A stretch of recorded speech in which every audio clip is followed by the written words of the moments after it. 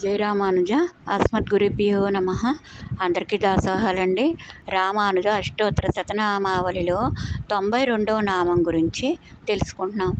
ఓం శేషరూప ప్రదర్శకాయ నమ అనేది నామం. జైనులతో వాదించు సమయమున తన ఆదిశేష రూపమును ప్రదర్శించిన రామానుజుల వారికి నమస్కారం. ఒక పర్యాయము కర్ణాటక రాజ్యంలోని మేలుకోట అను పుణ్యక్షేత్ర సమీపంలో తొండనూరు అను గ్రామం కలదు. అందులో 1200కు పైగా జైనాచార్యులు ఉండేవారు. వారందరూ కూడా కరడు కట్టిన నాస్తికవాదులు, అంటే వేద ధర్మమును అంగీకరించని వారన్నమాట. వారందరూ కూడా ఒకేసారి అంటే ఒకే పర్యాయము శ్రీరామానుజులతో వాదమునకు తలపడిరి.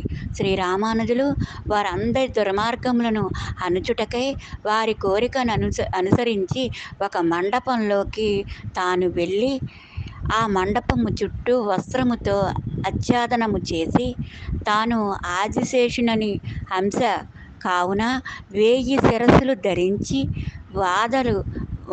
వాదాలు సలపడం చరిత్రలో, అంటే వాదించడం చరిత్రలో ఒక అద్భుతం. ఇప్పటికీ మనం సర్పాకృతిగా ఉన్న శ్రీరామానుజుల వారి విగ్రహం తొండనూరులో దర్శించవచ్చును. శ్రీరామానుజులు తమ శరీరము నుండి 1000 తలలు గల మహాసర్పమును సృష్టించుకొని 1000 మందికి సమాధానాలు ఇవ్వగలిగిరి.